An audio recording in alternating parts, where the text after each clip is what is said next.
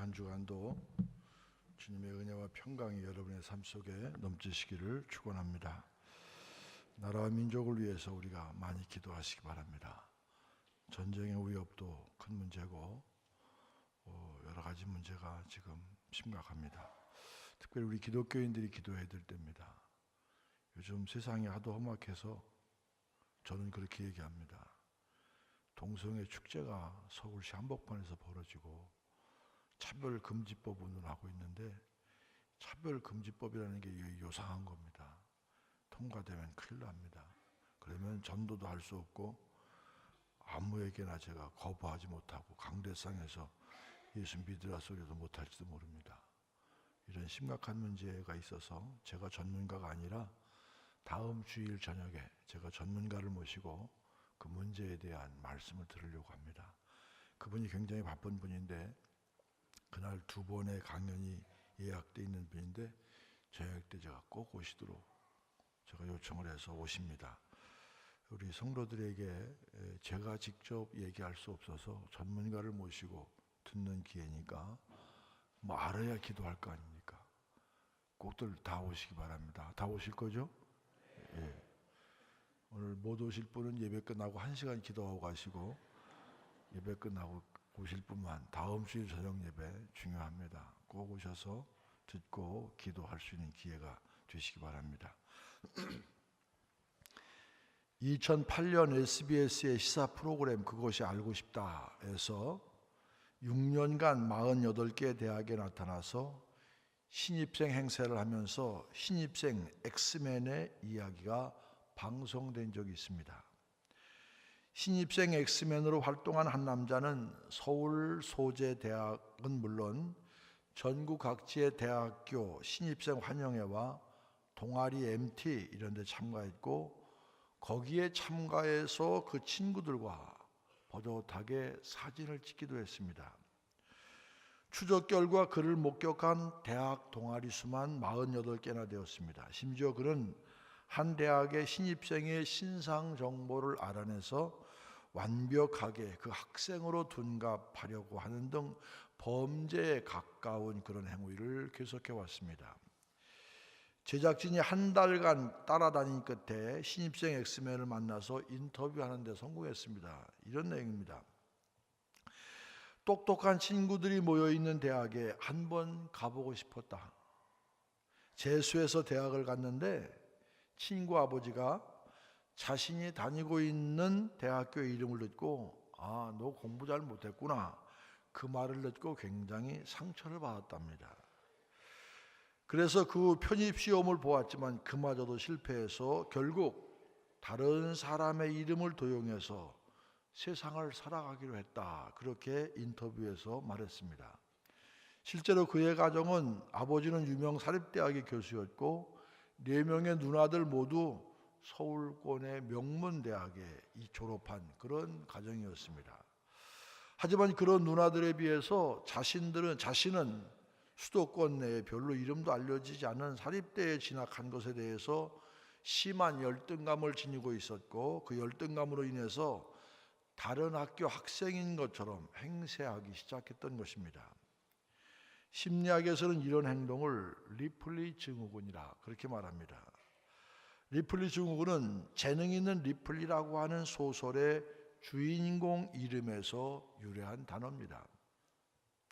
1960년에 나온 알랑드롱 주연의 영화 태양은 가득히 또 맷 데이먼과 데이빗 주드로라는 사람이 출연한 1999년에 리플리라는 영화 역시 이 소설을 원작으로 하고 있습니다.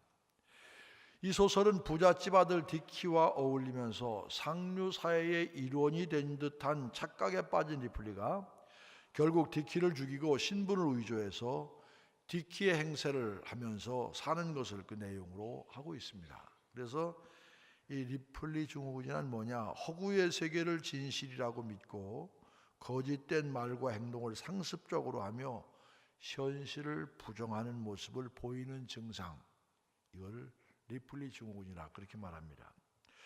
불만족스러운 자신의 모습을 보면서 누군가 선망이 되는 그런 사람을 흉내내면서 자신이 그 사람이라는 착각 속에 살아간다는, 어떻게 생각하면 참 안타깝고 안 된 일입니다. 그런데 오늘 본문에는 바울을 흉내내면서 얕은 속셈으로 기적을 이루어 보려는 주술사들이 등장하죠. 하지만 그들은 성공하지 못했고 오히려 악귀에게 무시당하는 수모를 당합니다. 이런 본문의 말씀을 살펴보면서 우리가 진정한 그리스도인이 된다는 것은 어떤 의미가 있는가? 진정한 그리스도인은 어떻게 사는 것인가? 나는 과연 진정한 그리스도인인가? 하는 것들을 돌아보면서 무언가 깊이 깨우치는 은혜의 시간 되기를 주님의 이름으로 축원합니다. 진정한 그리스도인이 된다는 것은 단순히 흉내내는 것에서 비롯되지 않습니다. 지난주 말씀에 이어서 오늘 본문 역시 배경은 바로 에베소입니다. 에베소에서 벌어진 사건입니다. 에베소는 고린도와 비슷하면서도 다른 도시였습니다. 고린도에는 아크로 코린토 언덕에 아프로디테 신전이 있었죠. 언덕입니다. 유적지에서 보이면 언덕이 보입니다. 그런데 이 아프로디테 신전에는 1000여 명의 여자 사제들이 있었다고 했습니다.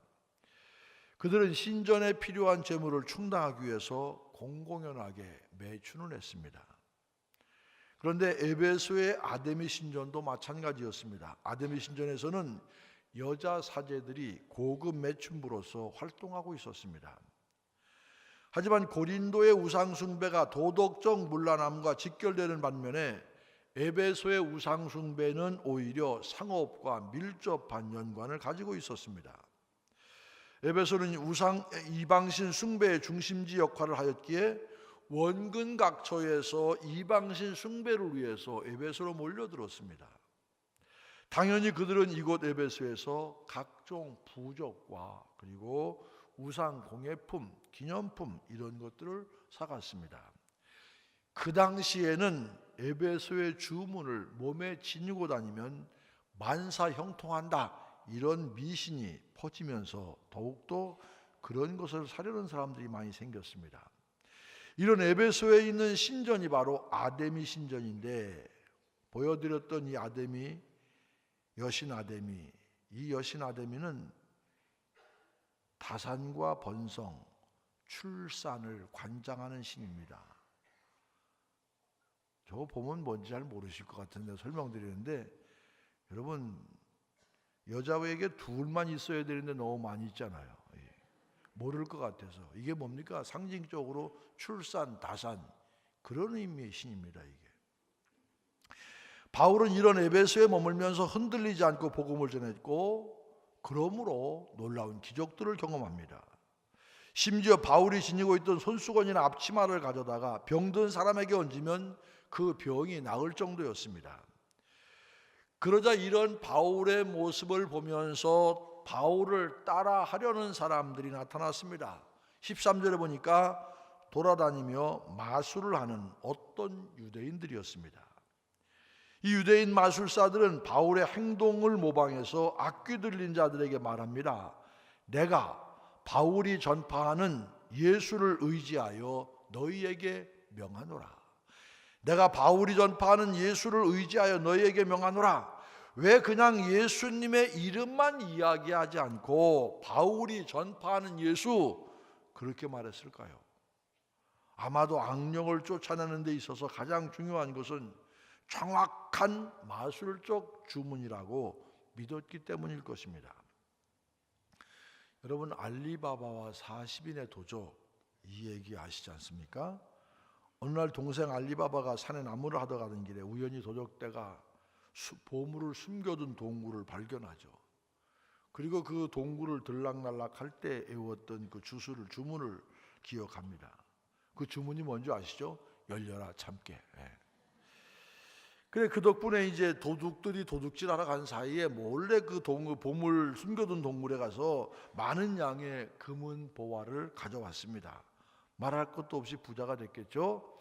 그런데 이를 시샘한 알리바바의 형은 도둑들의 동굴에 갔다가 들어갈 땐 잘 들어갔어요. 그런데 그냥 그 보물의 눈이 이렇게 뭐 강대상에서 뒤집혔다 이렇게 표현하면 거예요. 그렇게 한 하여간 노이 보물의 양은 정신이 쏠려가지고 주문을 잊어버렸어요. 그래 열려라 참깨 그래야 되는데 열려라 들깨 뭐 이러다가 뭐 이게 열립니까? 그 암만 해도 열리지 않으니까 나오질 않습니다. 나오지를 못합니다. 그때 도둑질하러 갔던 도둑들에게 들켜서 어떻게 됩니까? 죽지 않습니까? 여기 이 알리바와 40인의 도적의 이야기는 주문의 성격을 분명히 알려주고 있습니다. 주문에서 중요한 것은 정확한 문장입니다. 토시 하나 틀리지 않고 정확한 주문을 읊어야 그래야 능력이 나타난다고 믿었습니다. 하지만 알리바바의 형은 열려라 참깨라는 주문을 정확하게 구사하지 못해서 동굴을 빠져나오지 못했죠. 본문에 등장하는 주술사 역시 바울의 말을 일종의 주문처럼 이해했습니다. 그래서 예수의 이름으로라고 하지 않고 굳이 내가 바울이 전파하는 예수를 의지하여 너희에게 명하노라 그렇게 말합니다. 그렇다면 바울의 기적은 주술과 무슨 차이가 있을까요? 바울의 기적은 철저히 예수님을 의지하여 일어난 기적입니다. 그것은 말만 정확히 따라하면 누구나 일으킬 수 있는 그런 기적, 그런 주문이 아닙니다. 기적의 주체는 바로 말이 아니라 예수님이기 때문에 그렇습니다. 이러한 주술사 중에 유대의 한 제사장 스게와 7 아들들도 있었죠. 고대 시대의 마술을 행하는 자들 가운데서 유대인들은 특별한 대접을 받았습니다. 왜냐하면 유대인들이 특별한 효과가 있는 주문을 마음대로 구사할 수 있다 그렇게 믿었습니다. 이스라엘의 하나님의 이름은 더러운 입술로 말해서는 안 된다는 사실이 이교도 지역에 알려지면서 유대 마술사들에 대한 신비감 같은 것이 생겼던 것입니다. 그런데 그들이 바울을 따라하면서 예수의 이름으로 귀신을 내쫓으려 할 때 묘한 상황이 벌어지죠. 15절입니다. 악귀가 대답하여 이르되 내가 예수도 알고 바울도 알거니와 너희는 누구냐? 내가 예수도 알고 바울도 알거니와 너희는 누구냐? 이게 도대체 무슨 상황입니까? 흉내만 내는 주술사들을 향해 도대체 너희는 누구냐? 오히려 악귀가 주술사들을 조롱하고 있습니다. 주술사들의 문제가 무엇이었습니까? 주문만 외우면 참된 믿음의 고백 없이 그 안에 믿음의 고백이 없이 그 안에 있는 것 그냥 주문만 외우면 된다 그렇게 생각했습니다. 그러다 보니 흉내만 내는 그들을 악귀는 알아봤습니다. 그 악귀에게까지 놀림을 당합니다. 결국 그들 주술사들에게 악귀 들린 사람이 뛰어올라 눌렀고 그들 주술사들은 벗은 몸으로 도망칠 수밖에 없었습니다. 이것이 바로 내용 없이 흉내내는 사람들의 최후입니다. 제가 왜 이런 장황한 얘기를 하고 있겠습니까? 진정한 그리스도인이 된다는 것은 그저 겉모양만 흉내낸다고 되는 것은 아닙니다. 거룩한 표정을 짓는다고 우리가 찬양을 부를 때 두 손을 든다고 크리스찬 아닙니다. 정말 우리 속에 신앙의 고백, 신앙의 고백에 따른 우리의 삶의 변화 이것이 없으면 진정한 그리스도인 아닙니다. 잠시 제가 준비한 영상을 여러분께 보여드리고 그리고 계속해서 말씀을 전하겠습니다.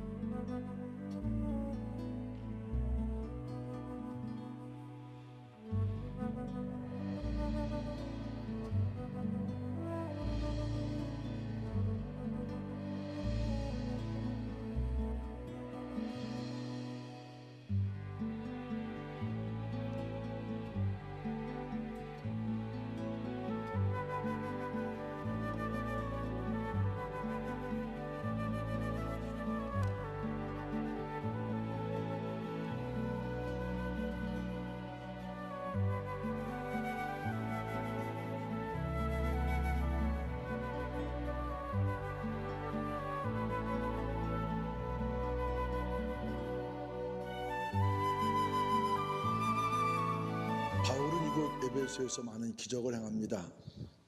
바울이 행하는 기적을 보고 한 마술사가 흉내를 내죠. 그때 귀신이 그 흉내내는 마술사에게 이렇게 묻습니다. 내가 예수도 알고 바울도 아는데 너는 누구냐? 그 질문 속에 굉장히 깊은 의미가 담겨져 있다고 봅니다. 예수 믿는 우리가 예수 믿으라고 얘기할 때 내가 예수는 아는데 당신 예수 믿는 사람 맞아? 이런 질문을 받을 수 있을 것입니다. 신앙은 흉내내는 것이 아니라 우리의 진심과 진실한 삶이 녹아 들어가야 참 신앙이 빛을 볼 것입니다. 바로 이곳 아고라 어딘가에서 바울의 이 사건이 일어났을 것으로 추정됩니다.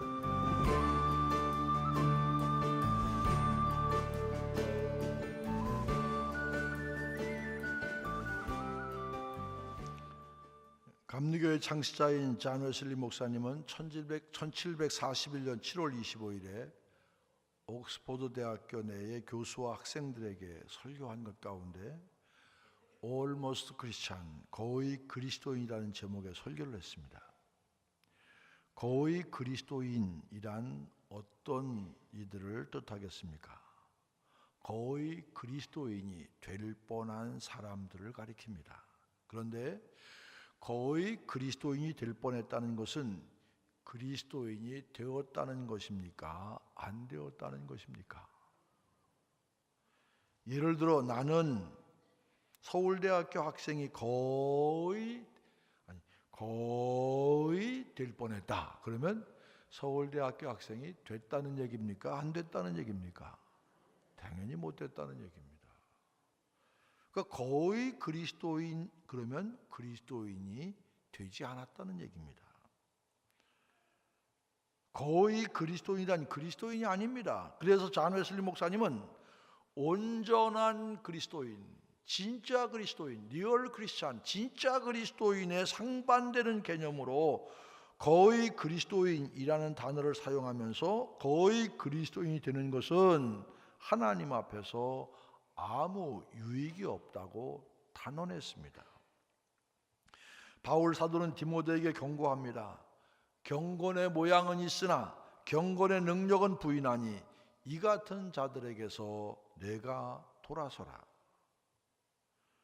여러분 혹시 우리가 그렇지는 않습니까? 경건의 모양을 흉내는 내지만 남들 보기에 멋있게 정말 경건하게 기도는 하지만 찬양은 하지만 내 안에 믿음과 확신이 없어서 내 삶의 경건의 능력을 경험하지 못하고 살고 있지는 않습니까? 무늬만 그리스도인이 되어서는 안 됩니다. 말만 살아있는 그리스도인이 아니라 참된 능력이 나타나는 그리스도인이 되어야 할 줄로 믿습니다. 흉내만 내는 성도가 아니라 정말 내 안에 역사하시는 하나님, 그 하나님이 내 삶의 주인임을 인정하며 그 주인의 뜻대로 살아가는 삶, 그게 진짜 그리스도인이고, 그렇게 될 때 그리스도의 능력, 은혜, 역사가 나타나게 될 줄로 믿습니다. 말만이 아닙니다. 무늬만이 아닙니다. 껍데기만이 아닙니다. 정말 내 인생의 주인은 내가 아니라 우리 하나님이시라는 진정한 고백과 함께 하나님의 뜻대로 사는 신앙의 결단, 거기에 바로 주님의 능력과 은혜가 나타나게 될 줄로 믿습니다. 진실로 주님을 그리스도로 고백하며 그분을 영접하는 자만이 진정한 그리스도인이 될 수 있습니다. 그래서 주님을 영접함으로 말미암아 내 뜻대로 살지 않고 그리스도의 뜻대로 사는 사람이 진짜 그리스도인입니다.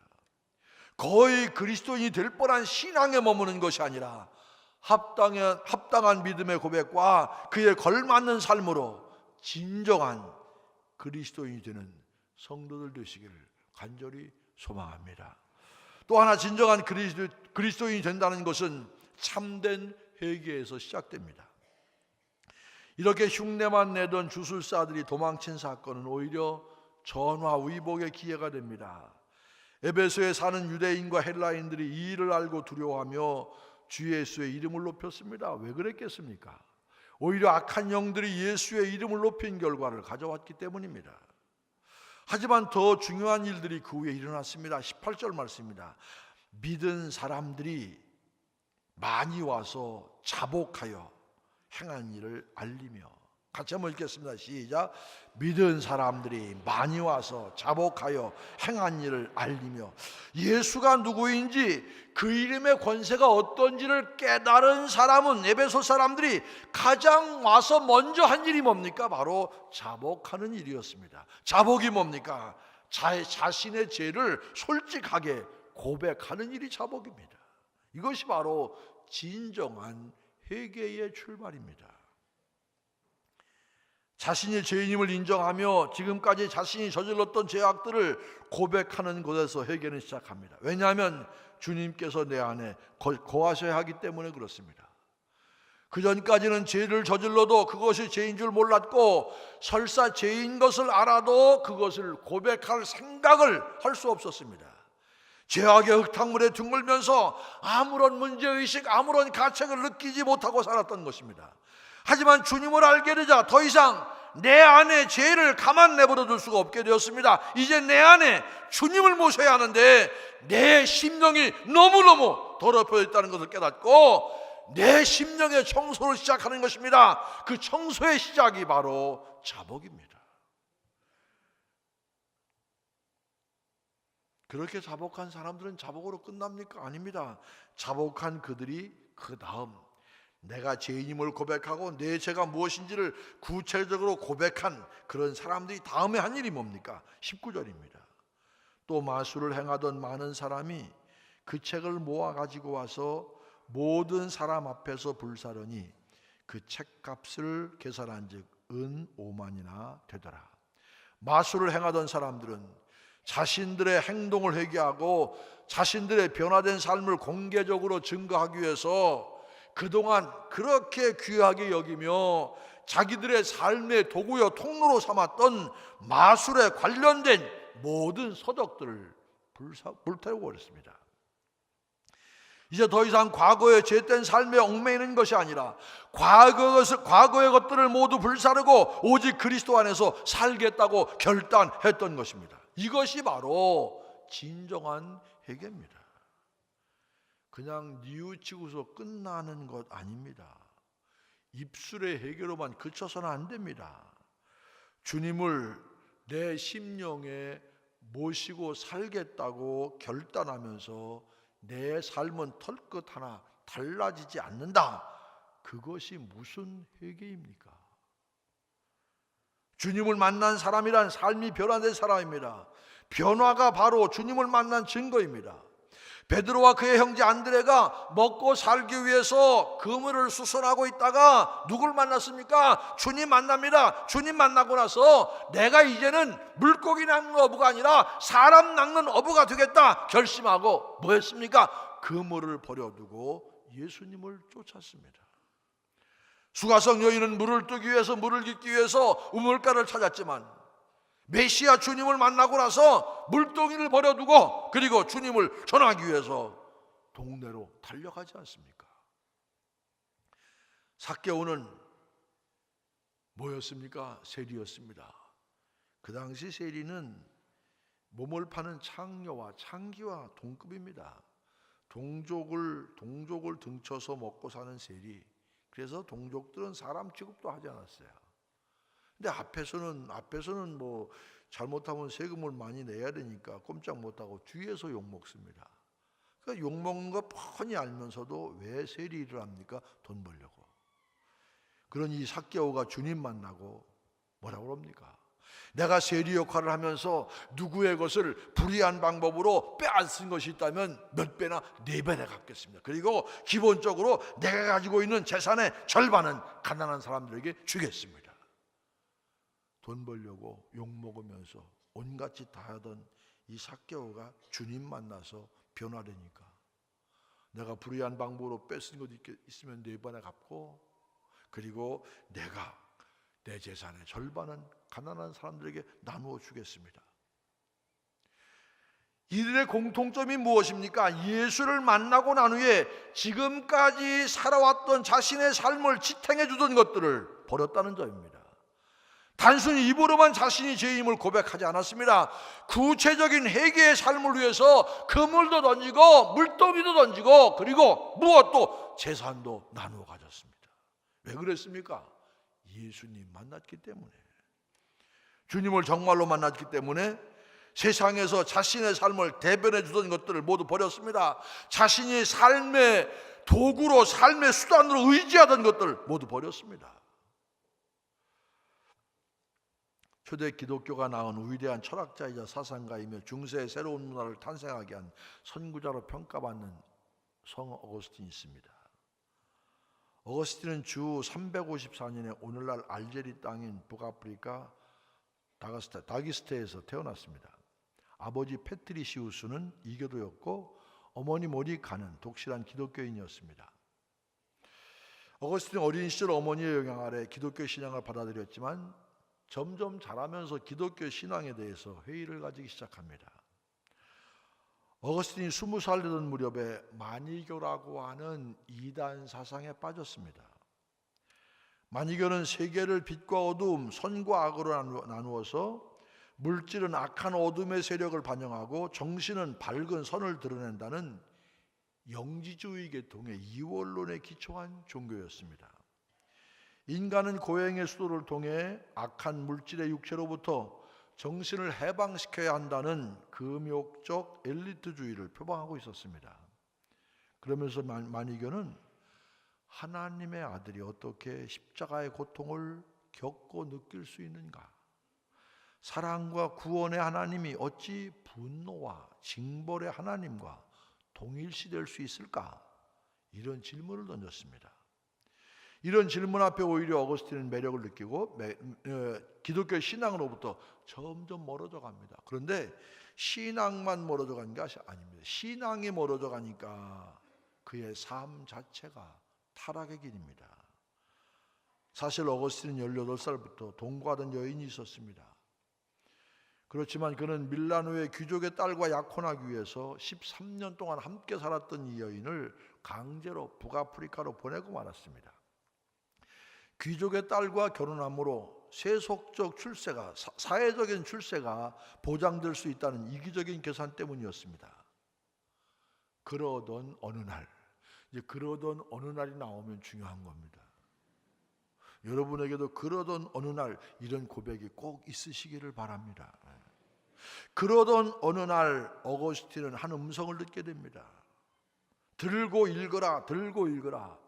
톨렐레게, 톨렐레게, 이 음성을 듣습니다. 처음에 어거스틴은 어린 시절에 불렀던 노래를 다시 들은 것이라 그렇게 생각했습니다.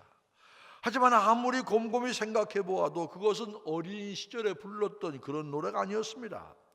결국 어거스틴은 그 음성이 자신에게 주신 하나님의 음성임을 깨닫게 됩니다. 그래서 그 음성에 순종하여 둘레둘레 찾다가 옆에 놓여있던 성경을 핍니다.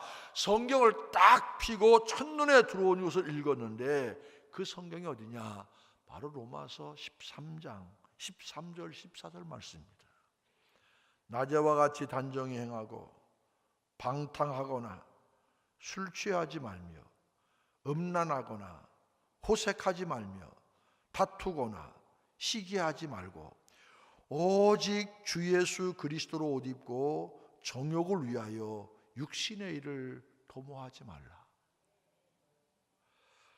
어거스틴은 이 말씀이 바로 자신에게 주신 하나님의 말씀임을 깨닫고 세속적인 모든 것들을 포기하고 하나님을 위해 살기로 결단하게 됩니다. 참된 회개의 역사를 경험했습니다.